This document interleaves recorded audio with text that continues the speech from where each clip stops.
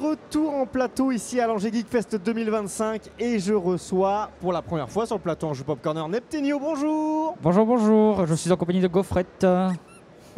Qui dit bonjour également, visiblement. Qui dit bonjour aussi. Alors Neptenio, est-ce que tu peux te présenter rapidement ou pas rapidement? Tu prends tout le temps que tu veux en fait. Je m'appelle Neptenio, je suis animateur et illustrateur sur le net, je suis en compagnie de Gaufrette et je suis empereur autoproclamé du tiramisu. Ok, c'est très clair. Voilà. Alors il y a le véhicule Peugeot 206 visiblement qui doit changer parce qu'il gêne quelqu'un. Ah. On va laisser passer. Ouais, ça c'est un problème commun avec les Peugeot, ça. Hein. Ça voilà. Bien Quand connu. on est en lieu ouvert comme ça va. Alors l'annonce est passée, on va pouvoir continuer. C'est compliqué de bien garer vos bagnoles sans déconner. Bon, on va continuer nos discussions. Donc toi tu crées du contenu, tu crées notamment du contenu autour de Pokémon. J'aime bien, tu me regardes comme si c'était fou. Non. Depuis quand? Depuis à partir de quel moment tu es tombé dedans? À quel moment tu te dis je vais créer du contenu? C'est quoi le déclic? Le déclic concernant Pokémon, c'est très simple en fait. J'étais enfant, j'avais ma première Game Boy Color avec Pokémon Crystal. Toi c'est Crystal, ok. Que j'ai paumé en très peu de temps. Du coup, j'ai pas trop eu l'occasion de profiter du jeu. Ok. De toute façon, juste après, j'ai eu Pokémon Diamant et Perle qui m'a introduit à tout ce qui était l'univers Pokémon en soi. Donc Diamant et Perle, c'est sur DS, hein? Sur DS, ouais. Il est sorti en 2007 chez nous, si je dis pas de bêtises. Ok. Et en 2006 au Japon. Et de mon côté, en fait, j'avais vraiment aucune notion sur le jeu en lui-même. À tel point que je pensais que le type eau était super efficace sur le type plante, parce que pour moi, lorsqu'on arrose des plantes, ça pousse. Voilà. Donc, mais je comprenais pas en fait que les plantes, fallait que je les brûle, pas que je les soigne. Du coup, et plus tard, je me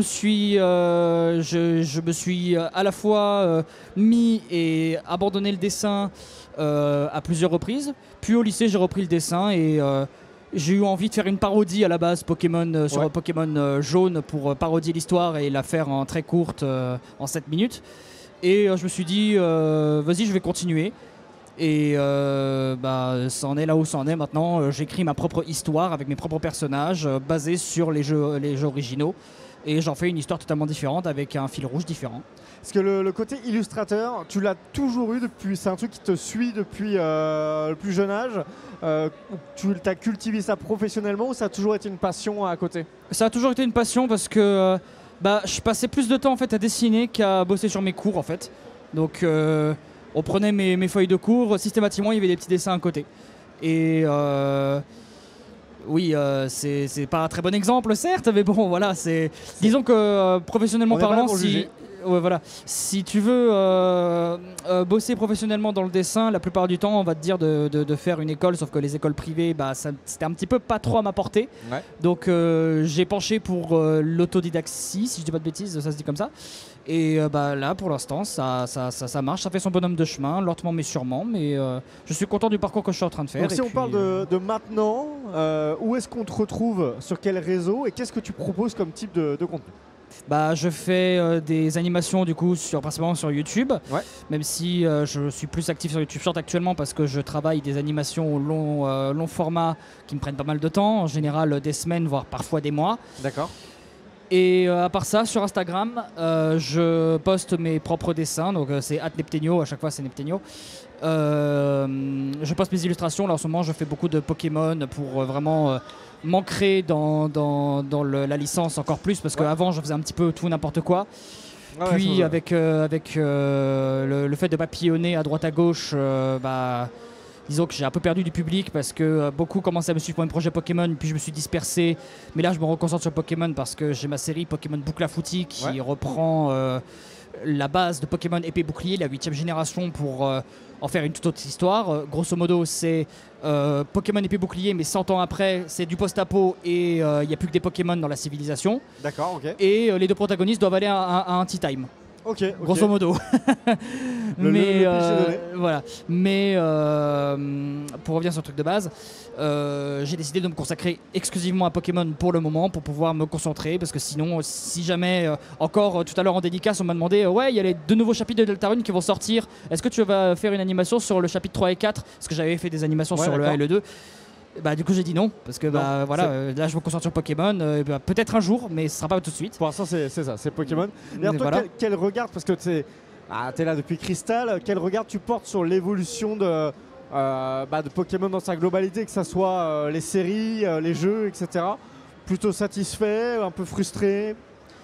Les deux. Parce qu'en fait, je suis fasciné par ce que veulent proposer, Pokémon avec les nouveaux cadres qu'ils mettent en scène.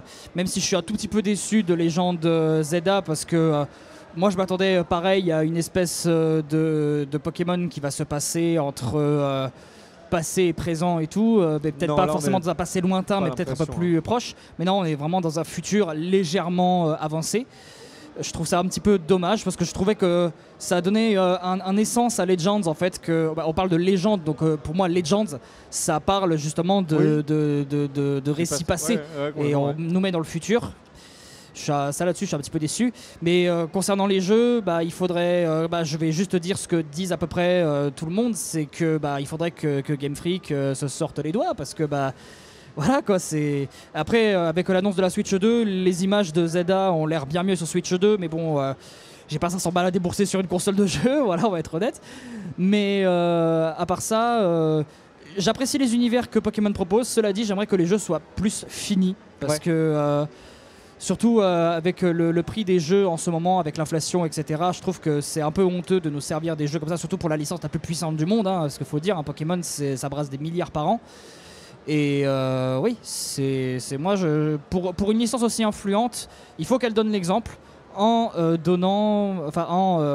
travaillant suffisamment leur jeu, qu'ils ne fassent pas un jeu tous les 3 ans et pour au final faire 1 an et demi, 2 ans de développement, parce que c'est pas suffisant, surtout pour Écarlate et Violet qui est un open world.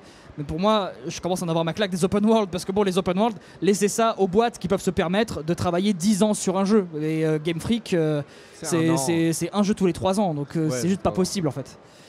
Mais voilà, mais à part ça, je suis globalement satisfait mais aussi frustré.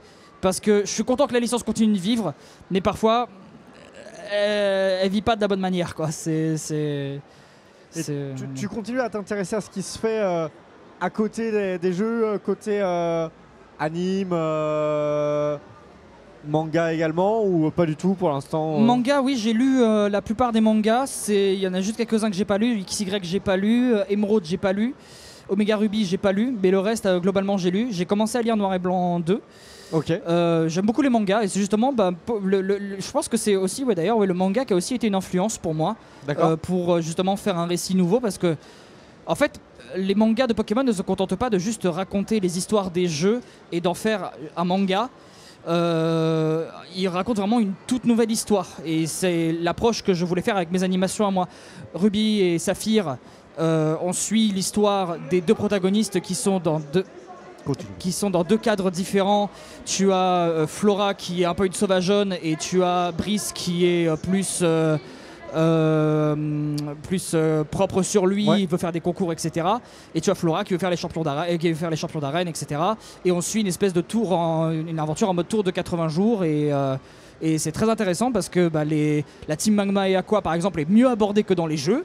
Parce que vraiment dans les jeux c'est vraiment gratté sur la surface. Souvent les antagonistes dans les jeux ils sont assez mal foutus. En général Team Plasma ça va parce que pour moi la team la plus aboutie,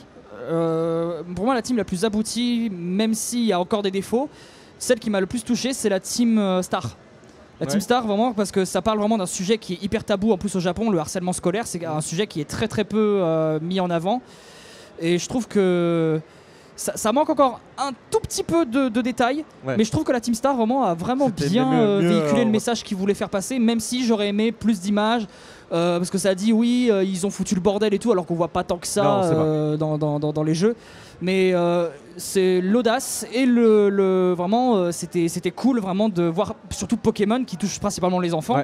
C'était cool vraiment de voir un message délivré comme ça dans un jeu qui touche principalement les enfants. Mais dans les mangas, les teams d'antagonistes sont beaucoup mieux aboutis et plus menaçantes surtout. Et ça c'est cool. Et justement ça a contribué à ce que je me dise, tiens, les mangas transforment les jeux pour en faire une toute nouvelle histoire. Pourquoi moi je ferais pas pareil? Donc ça là-dessus, je me dis pourquoi pas. J'essaye, je fais, Et voilà, c'est tout. Aussi simple que ça. Ah, il y a quelqu'un de ta commu qui tombe sur le live visiblement. Ah bah bonjour à toi.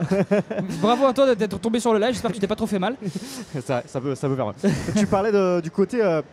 c'est vrai que Pokémon s'adresse initialement à un public plutôt jeune. Ouais. Est-ce qu'il n'y a pas cette frustration? Je sais que moi je l'ai personnellement, que qu'ils fassent pas un peu comme je sais pas, comme Lego a su le faire en proposant des choses un peu plus pour les adultes, à proposer du contenu un peu plus difficile d'accès, un peu plus mature. Je dis mature dans le sens avec des thématiques, des sujets qui peuvent être plus intéressants. Est-ce que tu as cette frustration aussi de dire ah ça serait cool quelque chose qui s'adresse un peu plus à nous dans cet univers qu'on aime bien et qui nous a poursuivis jusqu'à aujourd'hui? Bah moi c'est ce que je fais en fait, j'essaie de proposer, j'essaie de proposer justement un contenu plus mûr pour Pokémon, rien qu'en montrant, bon, je sais que ça fait très kikou edgy de dire ça, mais montrer du sang, voilà, dans l'univers de Pokémon, bon voilà, c'est pas quelque chose que les gamins veulent forcément voir, mais oui, non, c'est des sujets plus mûrs peut-être, mais pas forcément en allant jusqu'au gore, parce qu'il y en a qui n'aiment pas spécialement le gore gratuit, moi y compris, moi j'aime pas spécialement le gore gratuit, et moi je mets surtout du sang pour éviter que mes vidéos soient considérées comme conçues pour les enfants par YouTube, parce que sinon voilà, je perds la monétisation, mais... en général, oui, je trouve qu'il y a vraiment un cadre, un nouveau cadre à proposer à Pokémon avec, oui, des histoires plus mûres. Notamment le fait que Soleil et Lune, ils avaient essayé un truc avec les Ultra Chimères. Les Ultra Chimères, il y a la dimension de Engloutirant qui est littéralement Alola, mais toute dévastée. Et là, je me dis, waouh! C'est un cadre post-apo, mais dans Pokémon en fait. Ça reste qu'une salle, mais c'est fou de se dire que ouais, la licence est capable. Et moi je trouve que ce serait intéressant de faire une espèce de genre, peut-être une espèce de Fallout, mais pour les enfants avec Pokémon en fait. Ouais, ok. Donc c'est quelque chose. Je tombe sur beaucoup de fanart justement, que j'en ai en fond d'écran sur mon téléphone d'ailleurs, où c'est un cadre vraiment post-apo avec un dresseur qui explore une ville dévastée avec ses Pokémon et qui, genre j'imagine bien, qui doit faire du scavenge. Ouais, voilà, qui doit faire du scavenge pour survivre ou quoi que ce soit. Et peut-être même pire, vu que la plupart des joueurs plus mûrs aiment bien les nuzlocke, ça pourrait être plus métal de faire en mode t'as tes Pokémon, mais attention, ils peuvent mourir. Parce qu'on sait que dans l'univers de Pokémon, les Pokémon peuvent mourir. Et on a littéralement un cimetière Pokémon dans Kanto en fait. Complètement, donc, mais de toute façon, oui, c'est ça, oui. Voilà. Donc dès le début, on sait. Et c'est vrai qu'aujourd'hui, amener cette dimension, même de difficulté, moi, je pense que c'est ce qui m'a fait arrêter de jouer à partir de X et Y, c'est que j'avais le sentiment que si je voulais m'ajouter de la difficulté, fallait que je devienne un tryharder. Il faut le faire soi-même aussi, ouais. Voilà, faut s'ajouter des règles. Il faut se rajouter des règles. Si tu ne te rajoutes pas des règles à toi-même, si tu fais le jeu de base tel qu'il est, très peu de difficulté. C'est ça. Et ça, c'est assez frustrant parce que j'avais envie d'un peu de challenge quand même. Ouais. Et aujourd'hui, bon, bah, c'est compliqué. Alors, je sais pas ce que ça va donner avec le nouveau Légende. Ouais. Je n'ai pas l'impression qu'il soit parti pour nous mettre des nouveautés à ce niveau-là. J'ai pas spécialement d'attente non plus parce que de ce qu'on voit dans Zelda, c'est surtout... il garde vraiment le côté capture et le côté combat. Je trouve que il rétro-pédale un petit peu sur les convictions qui s'étaient données sur Légende Arceus pour vraiment casser un peu les codes. J'ai l'impression qu'on revient un petit peu en arrière, même s'ils ont l'air d'avoir gardé la méthode de capture. Mais je pense qu'en fait, ils voulaient éviter les reproches qu'on leur avait fait, c'est-à-dire que dans Arceus, c'était beaucoup de capture, le gameplay était très répétitif et il y avait très très peu de combats. Il y avait très très peu de dresseurs vraiment dans Arceus. Très très capture. Alors, du coup, faire le côté le jour tu peux capturer tes Pokémon, mais la nuit attention ça bastonne. Je pense que c'est pour répondre aux critiques de dire voilà, le gameplay là il sera moins répétitif, vous allez pouvoir capturer vos Pokémon le jour et la nuit vous allez pouvoir vous bastonner et le but c'est d'atteindre le rang Z au rang A. Z A.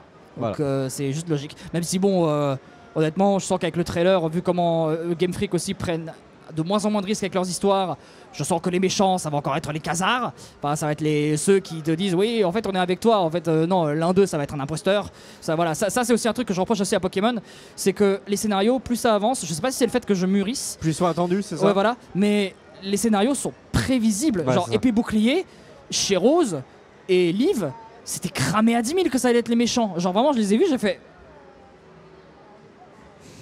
Tu crois être discret, toi? Non mais vraiment, je les ai vus, mais vraiment c'était... déjà le fait que, vraiment pour moi, la Team Yell, quand ils avaient montré la Team Yell, j'étais en mode... En fait, ils ont l'air trop méchants, c'est trop évident que ce soit eux, ce sera forcément quelqu'un d'autre. Et après, j'ai vu qu'il y avait Shiroz, ouais, président de la Ligue des Arènes et tout machin. Ouais, bon, c'est bon, on sait que. Je me dis, ça allait être soit Liv, soit Liv, son assistante, soit Shiroz. Mais bon, voilà quoi, genre. Ouais, non, mais je vois complètement ce que tu veux dire. De toute façon, en termes d'antagonisme féminine, ça va être difficile de faire mieux qu'Elzamina. Hein. Je dis ça, je dis rien. Voilà, voilà. C'est noté. Eh bien écoute, on arrive déjà au bout de ce petit quart d'heure de présentation. Ça va très très vite, ça va très très vite. Ah bah ouais, ça va vite. Putain, ça va vite merci quand on s'amuse. beaucoup d'être venu discuter avec nous en plateau. Bah y a pas de quoi. Ici à l'Angélique Fest, je fais des petites conférences, des petits trucs. Non, je reste à mon stand. Stand dédicace. Dédicace et j'ai mon stand où je vends mes goodies. Voilà, le 12. Dédicace et goodies ici à l'Angélique. Tu fais d'autres conventions, on te retrouve un peu en France? Oui, je fais d'autres conventions. J'ai notamment, normalement, si tout se passe bien, prochainement, j'ai prévu d'aller à Lille et Pontivy. Voilà. Et voilà. bah écoute, si jamais il y a des Lillois ou des Pontivois. aucune idée comment on dit. Voilà. Et bah c'est noté, on te retrouve sur les réseaux Neptunio. Il n'y a pas de souci. Beaucoup, voilà. et Merci à vous. Merci. Salut.